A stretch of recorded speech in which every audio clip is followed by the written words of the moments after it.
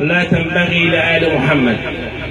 قال تعالى: يا أيها الناس إنا خلقناكم من ذكر وأنثى وجعلناكم شعوبا وقبائل لتعارفوا إن أكرمكم عند الله أتقاكم إن الله عليم خبير. وقال تعالى: وما أموالكم ولا أولادكم بالتي تقربكم عندنا زلفى. وقال رسول الله صلى الله عليه وسلم: تعلموا من أنسابكم ما تصلون به أرحامكم، فإن صلة الرحم محبة في الأهل، مسراة في المال، منساة في العصر.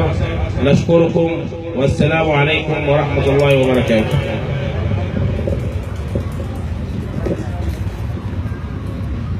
نشكر الأستاذ مصطفى بكر محمد النجار